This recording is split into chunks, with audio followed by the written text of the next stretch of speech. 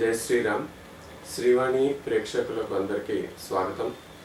ఈరోజు నేను మీకు పంచభూత లింగాల గురించి క్లుప్తంగా చెప్పబోతున్నాను.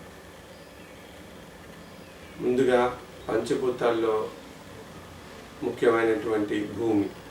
ఈ భూమి తత్వం కలిగిన లింగం మనకి ఏకాంబరేశ్వరంలో కనిపిస్తుంది.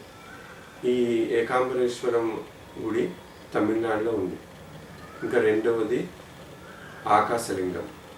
ఈ ఆకాశలింగం మనకి చిదంబరం గుడిలో కనిపిస్తుంది. నటరాజస్వామి అదేవిధంగా శివగామి అమ్మవారు పక్కన మనకి గర్భాలయంలో ఈ ఆకాశలింగ దర్శనం జరుగుతుంది. ఇంకా మూడవది వాయువు. ఈ వాయులింగం మనకి మన రాష్ట్రంలో అదే ఆంధ్రప్రదేశ్లోని శ్రీకాళహస్తిలో మనం వాయులింగాన్ని దర్శించుకోవచ్చు. ఇంకా నాలుగవది అగ్ని. ఈ అగ్నిలింగం మనకి తమిళనాడులో అరుణాచలంలో మనకి అగ్నిలింగం దర్శనం లభిస్తుంది. అదేవిధంగా నీరు, జలం. ఈ జలలింగం మనకి తమిళనాడులోని జంబుకేశ్వరంలో మనం జలలింగాన్ని దర్శించుకోవచ్చు. ఈ విధంగా పంచభూత లింగాలు ఉన్నాయి. మన రాష్ట్రంలో ఉన్నాయి, అదేవిధంగా తమిళనాడులో కూడా ఉన్నాయి. ఇవి మనకి దగ్గరగా ఉండటం మనం చాలా అదృష్టం చేసుకున్నామని చెప్పవచ్చు. ముఖ్యంగా కొన్ని చిదంబరం గురించి మనం ఆకాశలింగం ఉన్న చిదంబరం గుడి గురించి మనం తెలుసుకోవాలనుకుంటే అది పూర్తిగా అక్కడ పూజారులే కొన్ని వేల సంవత్సరాలు బట్టి పూజారులు ఆ గుడిని నిర్వహిస్తున్నారు.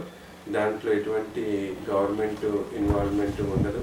చాలా సంప్రదాయాలను పాటిస్తూ ఆ గుడిని వాళ్ళు నిర్వహించడం జరుగుతుంది.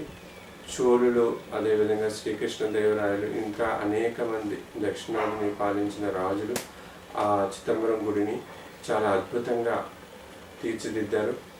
కళాఖండాలు కానివ్వండి, శిల్పాలు కానివ్వండి, చాలా అద్భుతంగా ఉంటాయి. ముఖ్యంగా నాట్యానికి సంబంధించిన 108 భంగిమలు అక్కడ మనం శిల్పాల రూపంలో చూడవచ్చు. అదేవిధంగా శివతాండవం చేస్తున్న నటరాజమూర్తి యొక్క దర్శనం, శివగామి అమ్మవారి యొక్క దర్శనం కూడా అక్కడ మనకి లభిస్తుంది. ఈ విధంగా అనేక విశేషాలు చిదంబరం ఒక గుడిలో మనం చూడవచ్చు. మరికొన్ని విషయాలు మన పంచలింగ భూతాల లింగాల గురించి మరొక వీడియోలో తెలుసుకుందాము. అంతవరకు నమస్కారం.